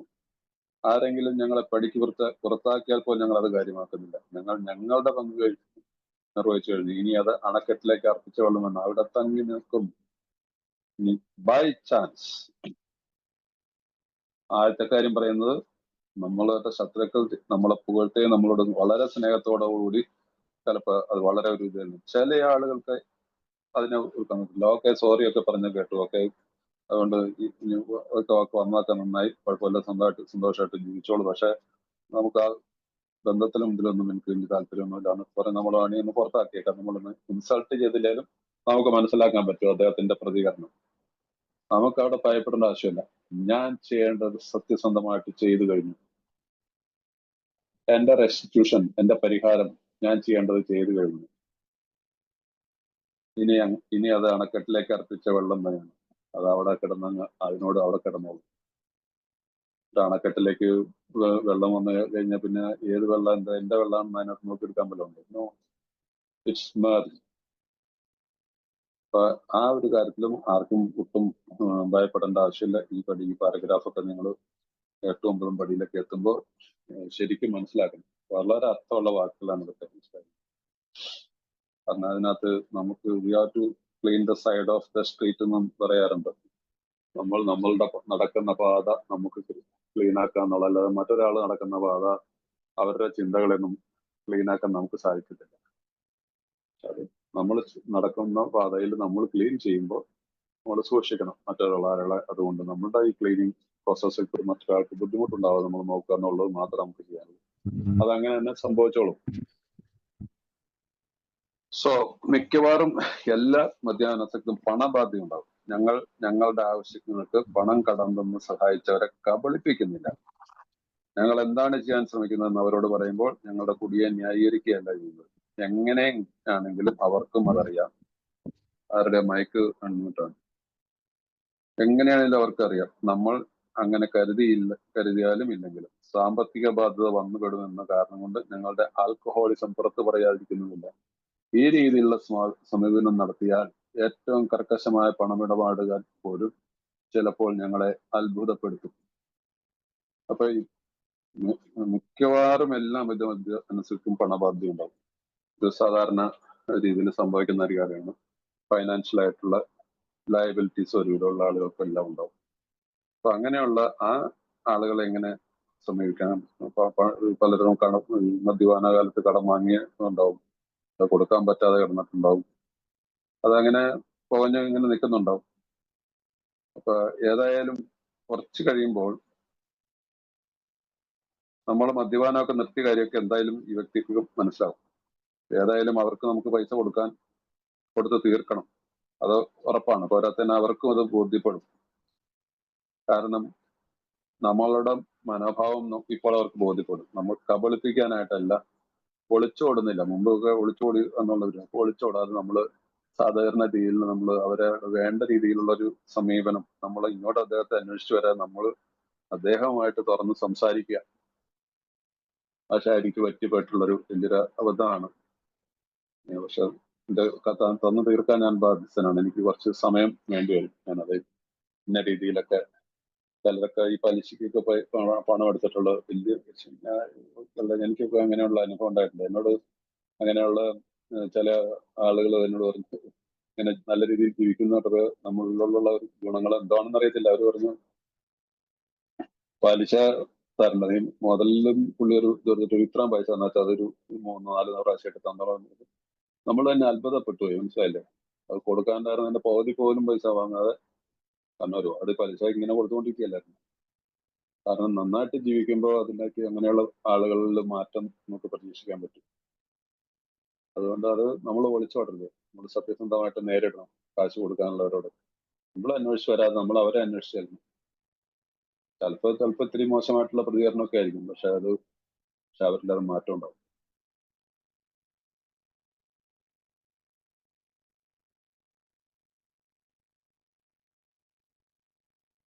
ചെയ്യാവുന്നതിന്റെ ഏറ്റവും നല്ല രീതിയിൽ ഇടപാടുകൾ നടത്തിക്കൊണ്ട് പറ്റിപ്പോലുള്ള കാര്യങ്ങൾ ദുഃഖിക്കുന്നവരാണെന്ന് അവരെ ബോധ്യപ്പെടുത്താൻ ഞങ്ങൾക്ക് കഴിയും. എന്തൊക്കെയാണെങ്കിലും പണം കൊടുക്കാനുള്ളവരെ കുറിച്ച് ഉള്ള ഭയം ഞങ്ങളിൽ ദൂരീകരിക്കണം. കാരണം അവനെ നേരിടാൻ ഞങ്ങൾക്ക് ഭയമെന്നാൽ ഞങ്ങൾ കുടിക്കാൻ നിർബന്ധിതരാകും എന്നത് തീർച്ചയാണ്. അപ്പൊ ഭയത്തെ നേരിടാനായിട്ട് ഇപ്പൊ നമ്മളിപ്പോ 7ാമത്തെ പടിയുടെ ഒരു പ്രാർത്ഥന, അല്ല 8ാമത്തെ പടിയിൽ നമ്മൾ പറഞ്ഞില്ല, ഈ ഭയത്തിൽ നിന്ന് എനിക്ക് ഒരു വലിയൊരു പല ആളുകൾക്കും പറ്റുന്നതാണ്. എങ്ങനെ നേരിടുക, എന്ത് പറയും, ആയാലും അവരെങ്ങനെയാണ് പ്രതികരിക്കുന്നത് എന്നുള്ളൊരു വേണ്ടാത്തൊരു തെറ്റായിട്ടുള്ള ധൈര്യമായിട്ടിരിക്കുക, പ്രാർത്ഥിക്കുക, ദൈവത്തോട് പറയുക, ഞാൻ ഇന്ന ആളെ കാണാൻ പോകണം, എൻ്റെ കയ്യിൽ കാശില്ല, കാശ് കൊടുക്കാനുണ്ട്, എന്ത് ചെയ്യണം, പ്രാർത്ഥിക്കുക. അപ്പൊ നമുക്ക് ആ ധൈര്യം, കാരണം ദൈവം ആ രീതിയിലൊന്നും സമീപിച്ചു നോക്കി.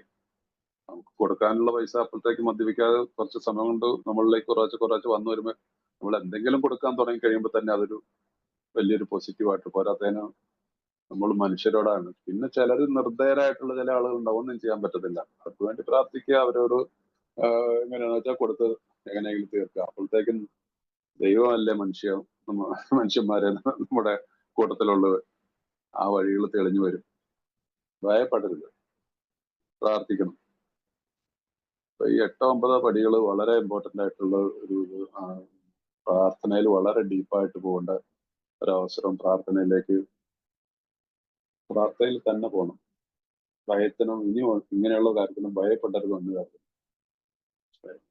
ഞാനൊക്കെ ഈ കഴിഞ്ഞൊരു 4-5 വർഷമായിട്ട് അനുഭവിച്ചതിനൊന്നും നിങ്ങൾക്കൊന്നും പറഞ്ഞാൽ പോലും വിശ്വസിക്കാൻ പറ്റാത്ത രീതിയിലുള്ള പ്രാർത്ഥനയിൽ തന്നെയാണ് ജീവിച്ചിരുന്നത്. ഇന്നും കുറെ ലൈബിലിറ്റി ഇപ്പോഴും ഉണ്ട്. പക്ഷെ ഞാൻ എന്നും പ്രാർത്ഥിക്കുന്നു. ഞാൻ ആരോടും ഒളിച്ചോടാറില്ല. ആരെയും കബളിപ്പിക്കാനുമുള്ള ഉദ്ദേശമില്ല. കുറച്ച് കേട്ടല്ല ഒത്തു തീർത്തു വരുന്നു. സാധ്യമാകും എനിക്കറിയാം. ഇതൊന്നും അല്ലെങ്കിലും എനിക്ക് എന്റെ ആരോഗ്യാവസ്ഥയൊക്കെ വളരെ മോശമാണ്. മനസ്സിലായില്ലേ? നമ്മൾ ലോകത്ത് നിന്ന് വിട്ടുപോയാലും മക്കൾ അത് തീർത്തോളാം എന്നുള്ളൊരു വാക്ക് എനിക്ക് തന്നിട്ടുണ്ട്. മോനൊന്നും അത്ര കാര്യമായിട്ട് സെറ്റിൽ അല്ല. പക്ഷെ എന്റെ മോള് സെറ്റിൽഡ് ആണ്. അപ്പൊ ആ പിന്നെ എന്നെ സംബന്ധിച്ചോളം ഭയത്തിന് ഇനി അവകാശമൊന്നുമില്ല. ഇന്ന് ദൈവം എന്നെ ഉപയോഗിക്കുന്നുണ്ടല്ലോ. നിങ്ങളുടെ മുമ്പിൽ വന്നിരിക്കാനായിട്ട് ദൈവം എന്നെ ഉപയോഗിക്കുന്നില്ല. എന്നിൽ എന്തെങ്കിലും സത്യസന്ധതകളുണ്ടല്ലേ നിങ്ങൾ എന്നോട് പറയുന്നത്. നിങ്ങൾ 10, 15, 20 പേരൊക്കെ ആയിരിക്കും ഉണ്ടായിരിക്കുള്ളൂ. എത്ര പേരായാലും. സോ നമ്മളുടെ സത്യസന്ധതയെ നമ്മൾ വളർത്തിയെടുക്കുക. പ്രാർത്ഥനയിൽ കൂടി ജീവിക്കുക. നമ്മുടെ ഉള്ളിൽ ഒരിക്കലും ഈ ആധ്യാത്മിക അനുഭവം എന്താന്നൊക്കെ ചോദിച്ചു കഴിഞ്ഞാൽ എന്താണ്? നമ്മുടെ ഉള്ളിൽ ഭയമില്ലാതിരിക്കുക, നമ്മുടെ ഉള്ളിൽ വിദ്വേഷം ഇല്ലാതിരിക്കുക. ഒരു മനുഷ്യനോടും വിദ്വേഷം ഉണ്ടാവാൻ പാടില്ല. ആ വ്യക്തിക്ക് പറയാൻ അനുഭവം കിട്ടുന്നതാണ് ഈ 12ാമത്തെ പഠിക്കുന്ന ആധ്യാത്മിക അനുഭവം. ആ വ്യക്തിയിൽ ദൈവം വസിക്കും. എനിവേ, അപ്പൊ അതുകൊണ്ട് ഇവിടെ ഈ ഭയത്തില് ഒരിക്കലും ഭയപ്പെടരുത്. ഭയപ്പെട്ട് നിന്ന് കഴിഞ്ഞാൽ പ്രശ്നങ്ങളാണ്.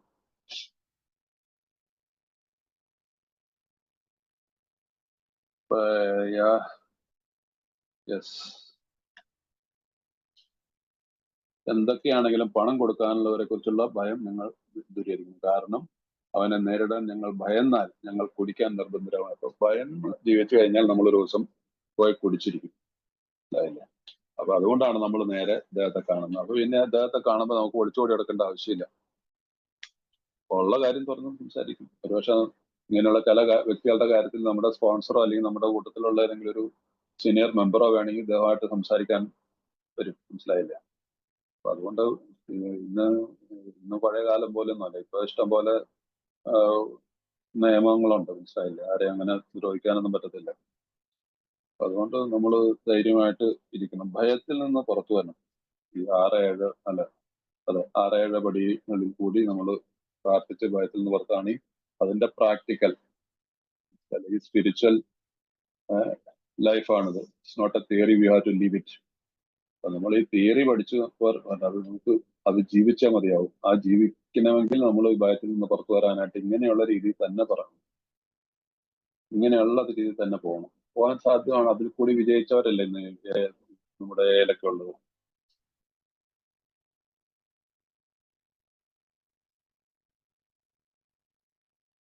ഓക്കെ, മുമ്പോട്ട് പോകാം. ഞങ്ങൾ ഒരു ക്രിമിനൽ കുറ്റം ചെയ്യുകയും അത് അധികാരികൾ അറിയാൻ ഇടവരികയും ചെയ്താൽ അതൊരു പക്ഷേ ഞങ്ങളെ ജയിലിൽ എത്തിച്ചേക്കാം. കണക്കിൽ കുറഞ്ഞ പണവും അത് നികത്താനുള്ള മാർഗമില്ലാതെ കുഴയുന്ന അവസ്ഥയിൽ ഞങ്ങളെത്താം. ഈ വക കാര്യങ്ങൾക്ക് മറ്റൊരാളെ ഞങ്ങൾ ഏറ്റുപറഞ്ഞിട്ടുണ്ട്. എങ്കിലും ഇക്കാര്യങ്ങൾ പുറത്തറിഞ്ഞാൽ ജയിലടക്കപ്പെടുകയോ ജോലി നഷ്ടപ്പെടുകയോ ചെയ്തേക്കാം. ഒരുപക്ഷെ കണക്ക് സൂക്ഷിക്കുന്ന നിസ്സാരമായ എന്തെങ്കിലും പാകപ്പിഴയാകാം അത്. ഞങ്ങളിൽ പലർക്കും അത് പലപ്പോഴും സംഭവിച്ചിട്ടുണ്ട്. ഒരുപക്ഷെ ഞങ്ങൾ വിവാഹമോചനം നടത്തുകയും പുനർവിവാഹം ചെയ്യുകയും അതേസമയം ആദ്യം തന്നെ ബാധ്യവാരി കൊടുക്കേണ്ടെന്ന് യുവനാശം കൊടുക്കാതിരിക്കുകയും ചെയ്യുന്നുണ്ടാവും. അതുകൊണ്ട് ദരിദ്രയായവൾ ഞങ്ങളെ അറസ്റ്റ് ചെയ്യുന്നതിനോട് വാറന്റ് വെച്ചിട്ടുണ്ടാവും. ഇതും സാധാരണ കുഴപ്പങ്ങളിൽപ്പെട്ട ഒന്ന് തന്നെയാണ്. അപ്പൊ ഇവിടെ 2-3 കാര്യങ്ങൾ പറയുന്നുണ്ട്. ചില ക്രിമിനൽ കുറ്റങ്ങൾ ചെയ്തിട്ടുള്ള ഒരാളാണോ, സാമ്പത്തികമായിട്ടുള്ള തിരിമറികൾ നടത്തുന്ന. ഞാൻ 4 എഴുതി 5-ൽ വ്യക്തിയോടും പറഞ്ഞിട്ടുണ്ട്.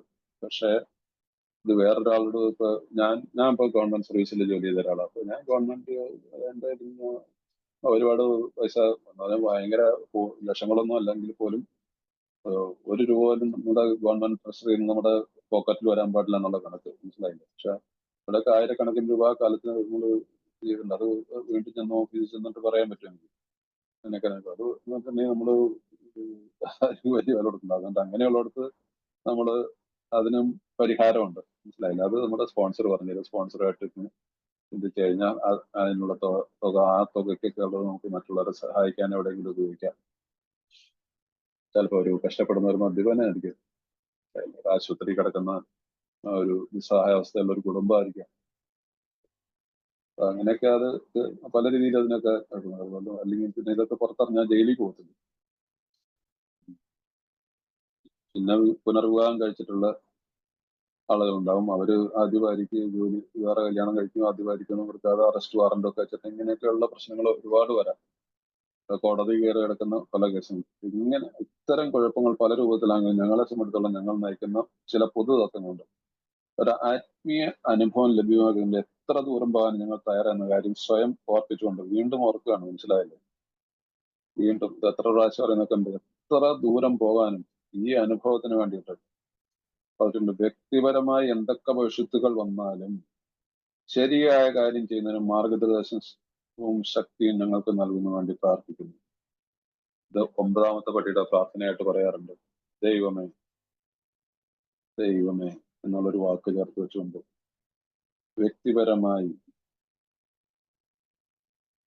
എനിക്ക് വ്യക്തിപരമായി എന്തൊക്കെ ഭവിഷ്യത്തുകൾ വന്നാലും ശരിയായ കാര്യം ചെയ്യുന്നതിന് മാർഗനിർദ്ദേശവും ശക്തിയും എനിക്ക് നൽകുന്നതിന് വേണ്ടി ഞാൻ പ്രാർത്ഥിക്കുന്നു. ഇങ്ങനെ ഒരു ചെറിയ വാക്കുകളുടെ ഒരു മാറ്റം വരുത്തിയാൽ മതി. 9ാമത്തെ പടിയുടെ പ്രായരായിട്ട് നമുക്ക് അതിനെ കാണാം. കാരണം ഈ ആത്മീയ ജീവിതം ഈ അനുഭവം ലഭിക്കുന്നതിനെ കൊണ്ട് എത്ര ദൂരം പോകാൻ നമ്മൾക്ക് ഇപ്പൊ കഴിഞ്ഞ പേജിൽ നമ്മൾ വായിച്ചാണ് അല്ലേ? നമ്മൾ എത്ര ദൂരം പോകാൻ 59ാമത്തെ പേജിൽ എഴുതിയിട്ടുണ്ട്. ഞങ്ങൾക്കുള്ള നിങ്ങൾക്ക് വേണോ, നിങ്ങൾക്ക് ആഗ്രഹമുണ്ടെങ്കിൽ എത്ര ദൂരം പോകാൻ നിങ്ങൾ സന്നദ്ധമാണെങ്കിൽ. ഇവിടെ ഇത് തന്നെയാണ് പറയുന്നത്. ഈ ആത്മീയ അനുഭവം ലഭിക്കുന്നതിന് എത്ര ദൂരം പോകാനും ഞങ്ങൾ തയ്യാറെന്ന കാര്യം സ്വയം ഓർപ്പിച്ചുകൊണ്ട് നമ്മൾ പ്രാർത്ഥിക്കുകയാണ്. ദൈവമേ വ്യക്തിപരമായി എന്തൊക്കെ ഭവിഷ്യത്തുകൾ വന്നാലും ഞാൻ ശരിയായ കാര്യം ചെയ്യാനുള്ള മാർഗനിർദ്ദേശവും ശക്തിയും എനിക്ക് നൽകുന്നതിന് വേണ്ടി ഞാൻ പ്രാർത്ഥിക്കുന്നു. സത്യസന്ധമായിട്ട് പ്രാർത്ഥിച്ചാൽ മതി. എത്ര വലിയ പ്രശ്നങ്ങളുണ്ടായാലും അതിനൊക്കെ പരിഹാരമുണ്ട്. ഞങ്ങളുടെ ജോലിയും മാന്യതയും നഷ്ടപ്പെട്ടേക്കാം, ജയിലിൽ പോകേണ്ടി വന്നേക്കാം. എങ്കിലും ശരിയായ കാര്യം ചെയ്യുന്നത് ഞങ്ങൾ ആഗ്രഹിച്ചുകൊണ്ടിരിക്കും. ഞങ്ങൾക്ക് അങ്ങനെ ചെയ്യേണ്ടതുണ്ട്. ഒന്നിന്റെ മുമ്പിലും ഞങ്ങൾ കീഴ്പ്പെടുത്തു പോകരുത്. ഒന്നിന്റെ മുമ്പിലും നമ്മൾ കീഴ്പ്പെട്ടു പോകരുത്. വി ഷുഡ് ബി ഫിയർലെസ്, അല്ലെങ്കിൽ we do not shrink.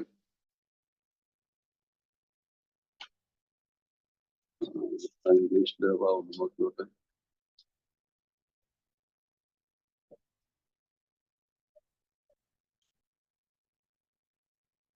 Yes, ആ പാരഗ്രാഫ് നല്ലൊരു പാരഗ്രാഫാണ്. Although these reparations take innumerable forms, there are some general principles which we find guiding. ഇവിടെ നിന്ന് പോലെ ശ്രദ്ധിച്ചോളാം. Reminding ourselves that we have decided to go to any lengths to find spiritual experience.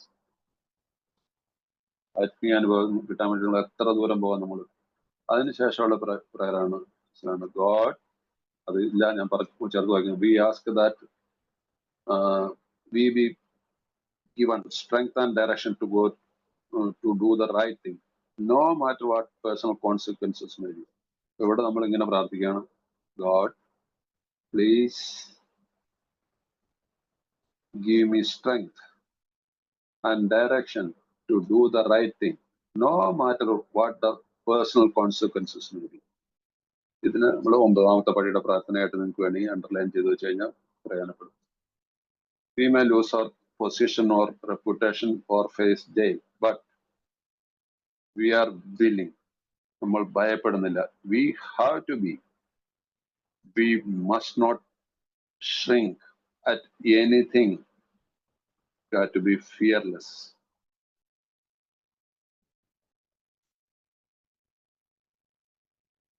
So നമ്മൾക്ക് ഒന്നിന്റെ മുമ്പിലും ഭയപ്പെടരുത്. ഈ പ്രാർത്ഥനകൾ 9ാമത്തെ പടിയുടെ പ്രയറായിട്ട് ആർക്കെങ്കിലും താല്പര്യമുള്ളവർ എഴുതിയിട്ടുള്ളൂ. ഇതൊന്നും അങ്ങനെ പ്രിന്റഡ് ഫോർമാറ്റിലുള്ളതല്ല. ബിഗ് ബുക്ക് സ്റ്റഡികളിൽ സ്പോൺസേഴ്സ് പറഞ്ഞു തരുന്ന കാര്യങ്ങളാണ്. ഇത് പ്രാക്ടീസും ചെയ്ത് നോക്കുക ഈ പ്രയറൊക്കെ.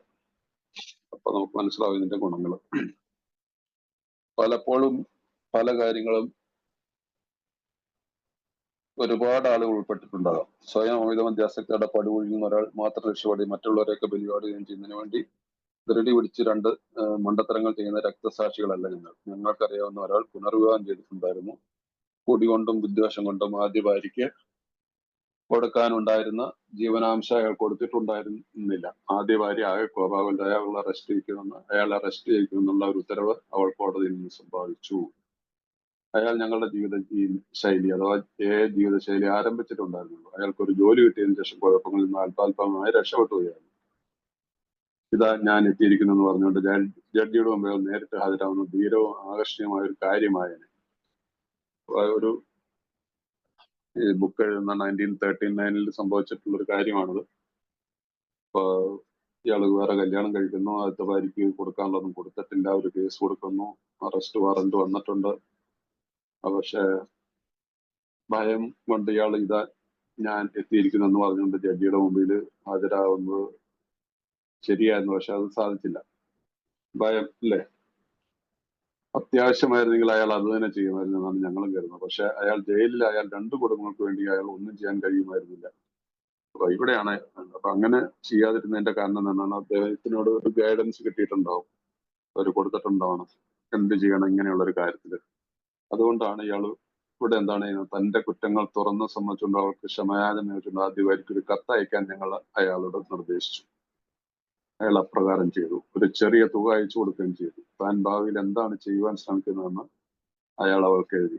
അവൾ നിർബന്ധിക്കുകയാണെങ്കിൽ ജയിലിൽ പോകാൻ തയ്യാറാണെന്ന് അയാൾ സൂചിപ്പിച്ചു. അവൾ ആ കാര്യത്തിൽ ഒട്ടും നിർബന്ധം പിടിച്ചില്ല.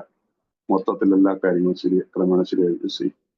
അപ്പൊ ഭയത്തിൽ നിന്ന് മോചനം കിട്ടാനായിട്ട് അപ്പൊ ഇയാള് ഇത് വെച്ചുകൊണ്ട് കോടതിയിലേക്ക് നേരിട്ട് ചെന്നിരുന്നെങ്കിൽ ഒരുപക്ഷെ അയാളെ പിടിച്ചു നേരെ അറസ്റ്റിലേക്ക് പോകുമായിരുന്നു. അതിനു മുമ്പായിട്ട് അദ്ദേഹത്തിന്റെ സ്പോൺസർ അലിയ ഗ്രൂപ്പ് അമ്മയും 100 പേരുള്ള സമയത്ത് എഴുതിയ ബുക്കല്ലേ. അപ്പൊ ആ ഒരു എഴുത്തയക്കാൻ പറഞ്ഞു. ആ എഴുത്തയച്ചതോടൊപ്പം കുറച്ച് പൈസയും കൂടെ അയച്ചു കൊടുത്തു. അതിനുശേഷം എന്ന് മദ്യപിക്കാതെ ജീവിക്കുകയാണ്, മദ്യപാന കാലത്ത് പറ്റിയ ആ തെറ്റുകൾക്കൊരു യാചന നടത്തിക്കൊണ്ട് അവർ എഴുത്തയക്കുന്നതോടുകൂടി അതിൽ കൂടി അവരെന്താണ് ഒരു നിർബന്ധം എടുത്തില്ല. മൊത്തത്തിൽ എല്ലാ കാര്യങ്ങളും ക്രമേണ ശരിയായി. മറ്റുള്ള ആളുകളെ ശക്തിയായി ബാധിക്കാൻ തരത്തിൽ എന്തെങ്കിലും കടുത്ത നടപടി എടുക്കുന്നതിന് മുമ്പ് ഞങ്ങൾ അവരുടെ സമ്മതമാരായിരുന്നു. അങ്ങനെ സമ്മതം കിട്ടിക്കഴിഞ്ഞാൽ മറ്റുള്ളവരായ കാര്യങ്ങൾ ചർച്ച ചെയ്ത് സഹായത്തിനായി ദൈവത്തോട് പ്രാർത്ഥിക്കുന്നു.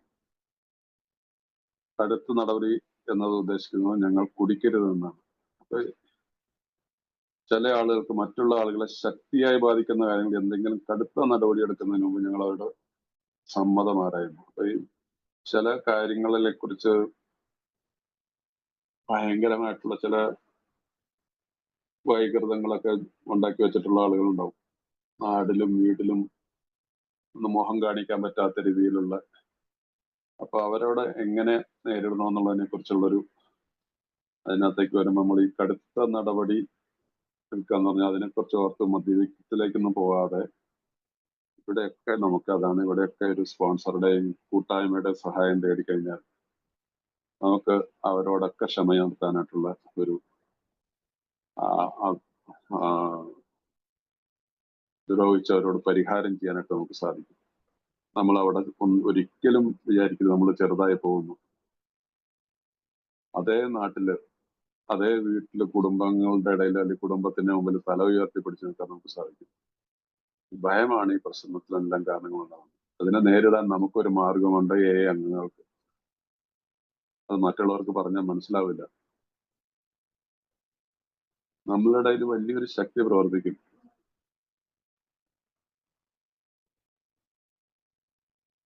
സോ അതുകൊണ്ട് ഈ കാര്യം ഓർത്തിരിക്കുക. ഈ കാര്യങ്ങളൊക്കെ ഇങ്ങനെയുള്ള കാര്യങ്ങളൊക്കെ ചെയ്യുമ്പോൾ ഇതൊരു സുഹൃത്തിന്റെ കഥ ഞങ്ങളുടെ മനസ്സിലേക്ക് ഇതൊരു സുഹൃത്തിന്റെ കഥ ഞങ്ങളുടെ മനസ്സിലേക്ക് വന്നു. കുടിച്ചുകൊണ്ടിരുന്നപ്പോൾ വളരെയേറെ വർത്തിയിരുന്ന അയാളുടെ ബിസിനസ് ഒരാളോട് രസീതൊന്നും കൊടുക്കാതെ അയാൾ കുറച്ച് പണം കൊടുക്കുകയായിരുന്നു.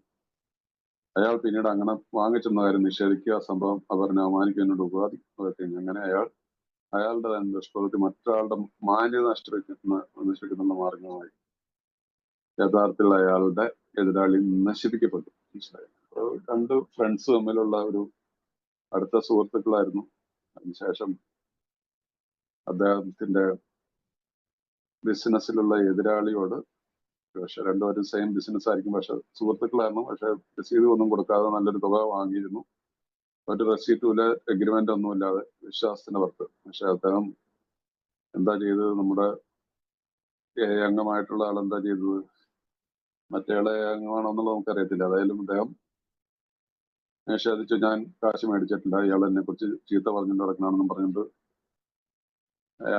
അതിൽ കൂടി മറ്റേ ആളുടെ മാന്യത, ഇയാളൊരു കളവ് പറഞ്ഞ ഒരാളെ നല്ലൊരു മനുഷ്യനെ ചീത്തയാക്കാണെന്നുള്ള രീതിയിൽ കുറിച്ച് അയാളെക്കുറിച്ച് വളരെ മോശക്കാരനായിട്ട് അയാൾ എതിരാളി നശിപ്പിക്കപ്പെട്ടു എന്നാണ് അതിനകത്ത് മലയാളത്തിൽ കൊടുത്തിരിക്കുന്നത്. അതിനകത്ത്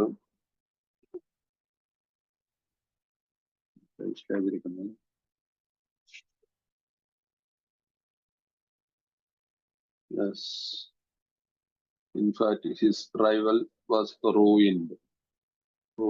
അത് നശിപ്പിക്കപ്പെട്ടു എന്ന് പറഞ്ഞാൽ ഒരുപാട് വേദനാജനകമായിട്ടുള്ള ഒരു അവസ്ഥയിലേക്ക് പോയി എന്നുള്ളതാണ്.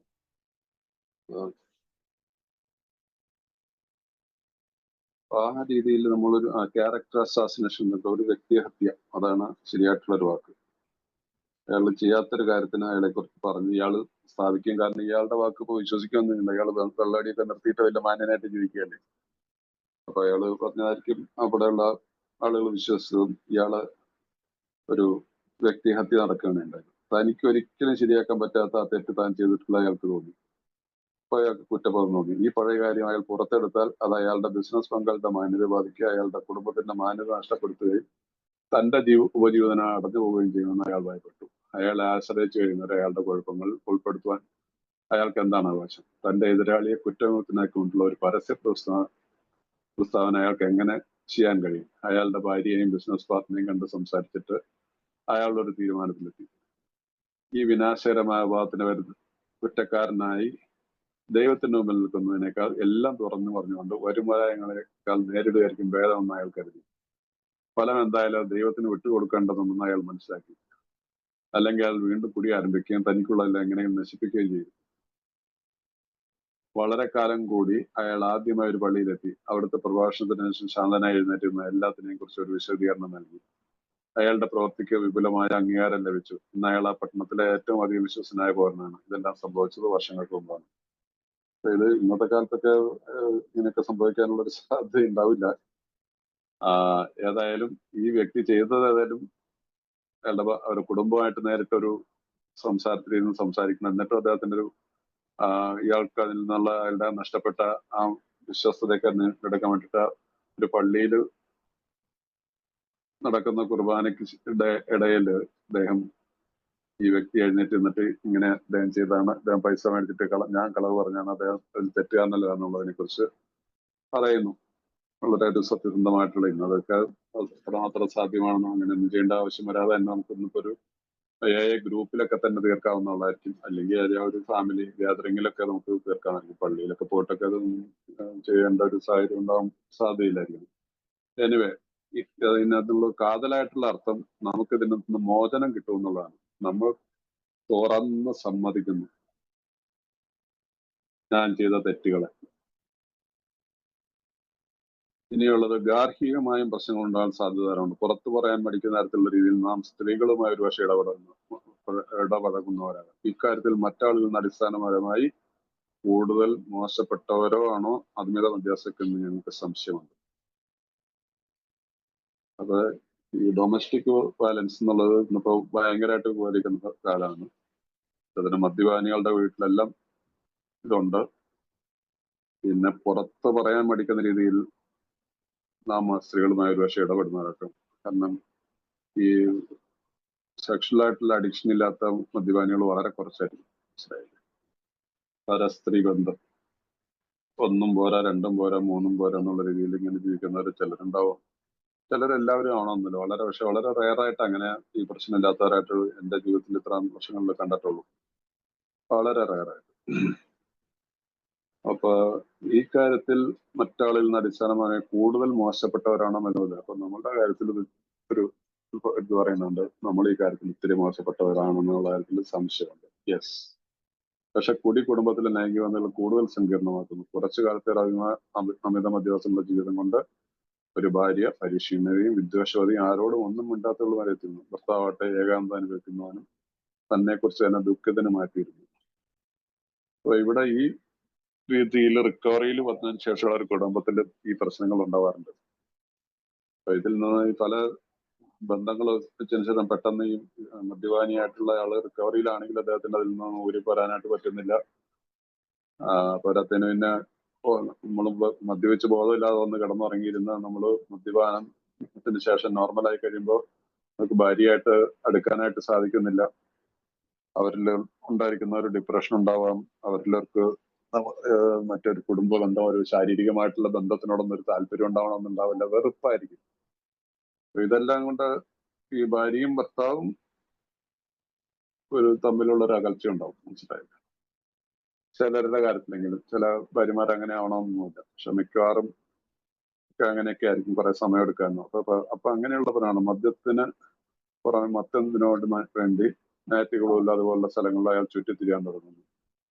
തന്നെ ശരിയായി മനസ്സിലാക്കുന്ന ഒരു പെൺകുട്ടി അയാൾക്ക് അതിശക്തമായ സ്വകാര്യ ബന്ധം ഉണ്ടായേക്കാം. അങ്ങനെയുള്ള സാഹചര്യങ്ങൾ തന്നെ വെള്ളമടി മദ്യത്തിന് പുറമെ മറ്റെന്തിനോ വേണ്ടി, അതെന്താണ്?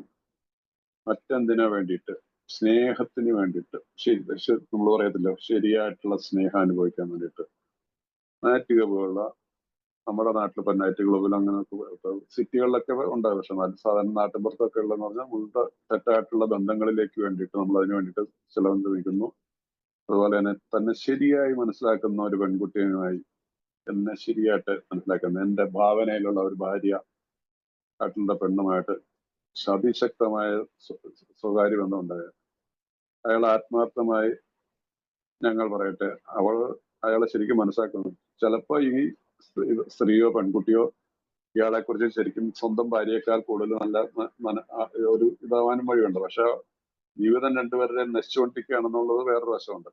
പക്ഷെ അത്ര ഒരു കാര്യം കൊണ്ട് എന്ത് നേട്ടമാണ് ഉണ്ടാകുമെന്ന്, അതുകൊണ്ട് ഒരു നേട്ടം ഉണ്ടാകുമെന്നില്ല. ഇപ്രകാരം പരസ്ത്രീ ബന്ധം പുലർത്തുന്ന ഒരാൾ പലപ്പോഴും ദുഃഖിതനായിരിക്കും. പ്രത്യേകിച്ച് അയാൾ വിവാഹം കഴിച്ചിരിക്കുന്നത് എല്ലാ നരകങ്ങളും അയാളോട് അനുഭവിച്ചിട്ടുള്ള കൂറും ധീരതയുമുള്ള ഭാര്യയാണ്, ഒരു ഭാര്യയാണ്. അപ്പൊ അതുകൊണ്ട് ഇത് രീതിയിൽ പോയിട്ട് നമ്മൾ വീണ്ടും ഈ ബന്ധങ്ങളെ പുതുക്കാൻ പോയി കഴിഞ്ഞാൽ വീണ്ടും എന്നെ മനസ്സിലാക്കുന്ന ഒരു പെൺകുട്ടിയുണ്ട്, അവളുടെ അടുത്തേക്ക് പോകാൻ വേണ്ടിയിട്ട് നമ്മൾ പിടിച്ചിരിക്കും.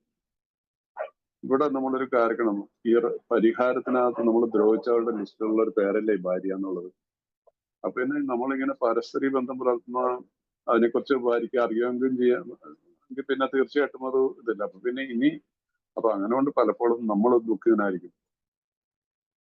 പോരാത്തതിന് നമ്മൾ ഇവിടെ ഒരു പോസിറ്റീവായിട്ട് കാണണം. നമ്മൾ വിവാഹം കഴിച്ച എല്ലാ നരകങ്ങളും നമ്മൾ വെള്ളമടിച്ച് ബോധമില്ലാതെ വഴി വീട്ടിൽ കിടന്നപ്പോൾ കുഞ്ഞുങ്ങളെയൊക്കെ നോക്കി, രാത്രിയിൽ പകലും കുഞ്ഞുങ്ങളെയൊക്കെ നോക്കി വളർത്തിയും ആഹാരം വെച്ചു കൊടുത്ത് എല്ലാത്തിനും നോക്കിയ ഒരു ഭാര്യയുണ്ട് സത്യസന്ധമായിട്ട്. ആ ഭാര്യയോടാണ് നമ്മൾ ഇതെല്ലാം ചെയ്യുന്നതെന്ന് ഓർക്കണം. അപ്പൊ അവരുടെ ആ മനോഭാവം മാറ്റിയെടുക്കാൻ നമുക്ക് സാധിക്കണം. അപ്പൊ വേറെ എന്നെ ഇനി മനസ്സിലാക്കണമെന്നുള്ളത്, നമ്മളെ ശരി, നമ്മളുടെ ഭാര്യയാണെങ്കിൽ ആ ഭാര്യയ്ക്ക് വേണ്ട രീതിയിലുള്ള പരിചരണങ്ങളും സ്നേഹവും കൊടുത്തു കഴിഞ്ഞാൽ സാധാരണതയിൽ അതിനെ ഉൾക്കൊള്ളാൻ അവർക്ക് മനസ്സിലാവും. സത്യസന്ധത എന്നുള്ള വാക്ക് എന്നുള്ളത് ദൈവികമാണ്. ആ സത്യസന്ധതയ്ക്ക് അതിന്റെ വില തീർച്ചയായിട്ടും കിട്ടും.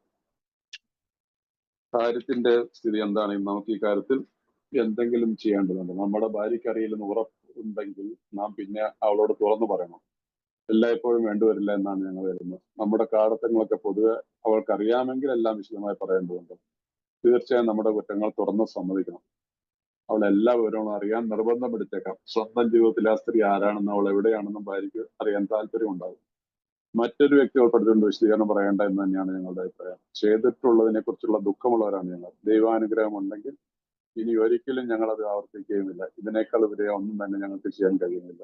അതിനേക്കാൾ മുന്നോട്ട് പോകാൻ ഞങ്ങൾക്ക് ഒരവകാശമില്ല. ഇതിനൊരു പക്ഷെ അപവാദം ഉണ്ടാവും. പക്ഷെ ഏതെങ്കിലും തരത്തിലുള്ള ഒരു നിബന്ധന ഇക്കാര്യത്തിൽ ഞങ്ങൾ മുന്നോട്ട് വയ്ക്കുന്നില്ലെങ്കിലും ചെയ്യാൻ പറ്റിയ ഏറ്റവും നല്ലൊരു ഇതാണെന്ന് പലപ്പോഴും ഞങ്ങൾ കണ്ടിട്ടുണ്ട്. അപ്പൊ ഇവിടെ നമ്മൾ ഈ രീതിയിലുള്ള ബന്ധങ്ങളും കാര്യങ്ങളൊക്കെ ഉള്ളപ്പോൾ അതിനെ എങ്ങനെ നേരിടണം എന്നുള്ളത്, അപ്പൊ ചില കാര്യത്തിൽ ഭാര്യയ്ക്ക് അറിയില്ല എന്ന് ഉറപ്പുണ്ടെങ്കിൽ നമ്മൾ ഇതിനെക്കുറിച്ച്, അവളോട് ചെയ്ത ദ്രോഹത്തിനെ കുറിച്ച് സംസാരിക്കേണ്ട ആവശ്യമുണ്ട്. അത് വീണ്ടും ആ ഒരു എപ്പിസോഡ് അവിടെ ഉപേക്ഷിക്കുക, ആ ബന്ധം ഉപേക്ഷിക്കുക, ആ കാര്യമായിട്ട് ഭാര്യയായിട്ട് ചർച്ച ചെയ്യേണ്ട. ഞാൻ നിന്നെ ഇങ്ങനെ ദ്രോഹിച്ചിട്ടുണ്ടോ, നിന്നുള്ള പ്രകാരത്തെ സ്ത്രീയായിട്ട് എനിക്ക് ബന്ധം ഉണ്ടായിരുന്നു എന്നൊക്കെ പറഞ്ഞ് വീണ്ടും അത് പ്രശ്നങ്ങൾ, അത് വലിയൊരു ഇതിലേക്ക് പോകും. അതുകൊണ്ട് പക്ഷെ അവർക്ക് അറിയാമെങ്കിൽ ഏതെങ്കിലും ഒരു സ്ത്രീയായിട്ട് ബന്ധമുണ്ട്, ആരാണെന്ന് അറിയത്തില്ല, എന്തോ ഒരു ബന്ധം ഉണ്ടെന്നുള്ളത് എവിടെന്നെങ്കിലും അവർക്ക് അറിയാമെങ്കിൽ നമ്മൾ തീർച്ചയായിട്ടും പറയണം. എനിക്ക് അങ്ങനെ ഒരു അബദ്ധം പറ്റിയിട്ടുണ്ട്, പക്ഷെ ഞാനിപ്പോ റിക്കവറിയിൽ വന്നതിന് ശേഷം സകല ബന്ധങ്ങളും ഉപേക്ഷിച്ചിരിക്കണം. പക്ഷെ ഈ വ്യക്തി ആരാണെന്ന് അറിയാൻ വേണ്ടിയിട്ട് ഭാര്യയെ ചിലപ്പോ കാർക്കശ്യം പിടിച്ചേക്കാം. എനിക്ക് ആളാരെന്ന് അറിയണമെന്ന് പറഞ്ഞു. ഒരിക്കലും പറഞ്ഞു കൊടുക്കരുത്. അതിനെ വേണ്ട രീതിയിൽ പറഞ്ഞ് മനസ്സിലാക്കി കൊടുക്കണം. അത് പറഞ്ഞു വേറൊരു വ്യക്തിയെ നമ്മുടെ വീട്ടിലേക്ക് എടുക്കേണ്ട ആവശ്യമില്ല. ആ വ്യക്തിയെ ഞാൻ നമ്മുടെ ജീവിതത്തിൽ നിന്ന് മാറ്റിക്കളഞ്ഞാണ്. എന്റെ മനസ്സിൽ നിന്ന് കളഞ്ഞിടത്തോളം കാലം നിന്റെ മനസ്സിലേക്ക് നീ ആ വ്യക്തിയെ കൊണ്ടുവരേണ്ട ആവശ്യമില്ല. ഏ രീതിയിൽ ആ സാഹചര്യത്തിനനുസരിച്ച് എങ്ങനെ സംസാരിക്കണം എന്നുള്ളത് നിങ്ങൾ തന്നെ അവരവരുടെ ഭാര്യമാരുടെ എല്ലാവർക്കും അവരവരുടെ ഭാര്യമാരുടെ എന്റെ ഭാര്യയുടെ രീതി ആയിരിക്കുമല്ലോ നിങ്ങളുടെ ഓരോരുത്തരുടെയും ഭാര്യ എല്ലാവർക്കും അവരുടേതായിട്ടുള്ളത്. അപ്പൊ അതിനനുസരിച്ച് നമ്മൾ അതിനെ കൈകാര്യം ചെയ്യണം. അതല്ല എങ്കിൽ അതുകൊണ്ടാണ് മറ്റൊരു വ്യക്തി ഉൾപ്പെടുത്തിക്കൊണ്ട് വിശദീകരണം പറയേണ്ടത് എന്ന് തന്നെയാണ് ഞങ്ങളുടെ അഭിപ്രായം. നമ്മളിവിടെ തുറന്നൊന്ന് പറയണം. ഞാൻ ചെയ്തിട്ടുള്ളതിനെ കുറിച്ച് ഞാൻ പശ്ചാത്തപിക്കുന്നു. അത് കഴിഞ്ഞു. ദൈവാനുഗ്രഹം ഉണ്ടെങ്കിൽ ഇനി ഒരിക്കലും ദൈവാനുഗ്രഹം ഉണ്ടെങ്കിൽ നമ്മുടെ ജീവിതത്തിലേക്ക് ഇനി വേറൊരു കഥാപാത്രം വരില്ല. നമുക്ക് നമ്മുടെ കുടുംബത്തിന് വേണ്ടി കഴിഞ്ഞു. ഇനി തിരുത്താൻ പറ്റത്തില്ല. ആ രീതിയിലുള്ള ഒരു സമീപനം നമ്മുടെ ഉള്ളിൽ നിന്ന് വന്നു കഴിഞ്ഞാൽ തീർച്ചയായിട്ടും നമുക്ക് ഇതിനെ ഓവർകം ചെയ്യാൻ പറ്റും. ജീവിതത്തെ കുറിച്ചുള്ള ഞങ്ങളുടെ ധാരണ ഒരു വശത്തേക്ക് മാത്രം സഞ്ചരിക്കാവുന്ന ഒരു പാതയില്ല. അത് ഭാര്യയ്ക്ക് എന്നതുപോലെ തന്നെ ഭർത്താവിനും നല്ലതുള്ളായിരിക്കും. നമുക്ക് മറക്കാൻ പറ്റുമെങ്കിൽ അവൾക്കും അതിന് കഴിയും. അവളുടെ അസൂയ എന്ന് പതിച്ചേക്കാനിടയുള്ള വ്യക്തിയുടെ പേര് അവളോട് പറയാതിരിക്കുന്നതായിരിക്കും ഏറ്റവും ഉത്തമം. ഇതൊക്കെ വളരെ ശ്രദ്ധാപൂർവം നിങ്ങൾ മനസ്സിലാക്കണം. ജീവിതത്തെ കുറിച്ചുള്ള ഞങ്ങളുടെ ധാരണ ഒരു വശത്തേക്ക് മാത്രം സഞ്ചരിക്കാവുന്ന പാതയല്ല. അത് ഭാര്യയ്ക്ക് എന്നതുപോലെ തന്നെ ഭർത്താവിനും നല്ലതിനുള്ളതായിരിക്കണം. നമുക്ക് മറക്കാൻ പറ്റുന്നതിന് അവൾക്ക് മറക്കാൻ പറ്റും. അവളുടെ അസൂയ എന്ന് വിളിച്ചേക്കാൻ വ്യക്തിയുടെ പേര് അവളുടെ പറയാതിരിക്കുകയാണ് ഏറ്റവും ഉത്തമം. അപ്പം സ്നേഹം കൊടുത്താൽ സ്നേഹം തിരിച്ചു കിട്ടും. അപ്പോൾ വൈഫിന്റെ തന്നെ ആണെങ്കിലും ചിലപ്പോൾ എന്തെങ്കിലുമൊക്കെ അവരുടെ ജീവിതത്തിൽ എന്തെങ്കിലും പഠിച്ചവരുണ്ടാവും. അപ്പോൾ അവരോടും പൊറുക്കാൻ സാധിക്കുന്നു.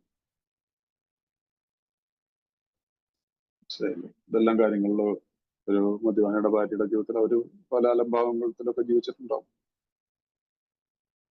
ഒരുപക്ഷെ വേറെ പുരുഷനായിട്ടൊന്നും ബന്ധം ഉണ്ടായിരുന്നുണ്ടാവില്ല. വേറെ പല രീതിയിലും പല ഇത് ചെയ്തിട്ടുണ്ടാവില്ല. ഇപ്പൊ ഈ അടുത്ത കാലത്തൊക്കെ ഈ സോഷ്യൽ മീഡിയ ഒരുപാട് വന്നതോടുകൂടിയുണ്ടല്ലോ, ഒരുപാട് പ്രശ്നങ്ങൾ മദ്യപാനികളുടെ കുടുംബങ്ങളിൽ സംഭവിക്കുന്നുണ്ട്. ഈ ചാറ്റിങ്. ഞാൻ 4 ദിവസം അത്ഭുതപ്പെട്ടു. ഞാൻ പോലും എന്താണ് ഈ വാട്സപ്പ് അല്ലാതെ വേറെ ഒരെണ്ണമുണ്ടല്ലോ, പേരും പറഞ്ഞു. അതൊക്കെ ഉപയോഗിക്കുന്ന സാധാരണക്കാരായിട്ടുള്ള ആളുകൾ പോലും ഉണ്ട്. മനസ്സിലായില്ലേ? എത്ര ആപ്പുകളോ, ഈ ആപ്പുകളൊക്കെ ആപ്പുകളായിട്ട് മാറുക എന്നുള്ളതാണ്. അതിൽ കൂടി ജീവിതം അവസാനിക്കുകയാണ്, തൂങ്ങി മരിക്കുകയാണ്, തല്ലിക്കൊല്ലുകയാണ്, വെട്ടിക്കൊല്ലുകയാണ്, ട്രെയിനിന്റെ മുമ്പിൽ ചാടി ആത്മഹത്യയാണ്, പിള്ളേരെ കൊണ്ടെടുത്ത് കിണറ്റിലേക്ക് എടുത്തിയാടാണ്. ഒരു പരിചയമില്ലാത്തതിന് ഭർത്താവ് ഗൾഫിലാണ്, സകല സ്വർണവും അയച്ചു കൊടുത്ത കാശം എല്ലാം വെറുതെ എടുത്ത് കൊടുത്തായിരുന്നു. അപ്പൊ ഇങ്ങനെയൊക്കെയുള്ള ഒരു സാഹചര്യങ്ങൾ ഒത്തിരി കൂടി വന്നിട്ടുണ്ട്. ഈ ബുക്ക് എഴുതുമ്പോഴുള്ള കാര്യം ഇത്രയും വലിയ കാര്യങ്ങളൊന്നും ഉണ്ടാവില്ലായിരിക്കും. പക്ഷെ എങ്കിൽ പോലും പറയുന്നത് നമുക്ക് മറക്കാൻ പറ്റുമെങ്കിൽ അവരും നമ്മളോട് മറക്കും.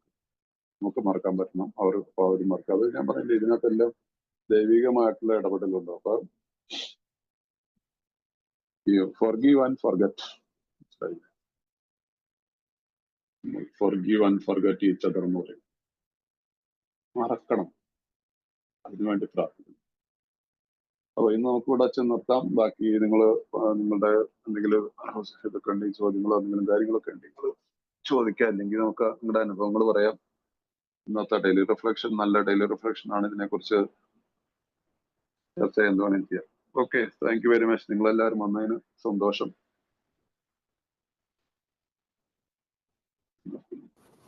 താങ്ക് യു തമ്പി സാറേ, താങ്ക് യു.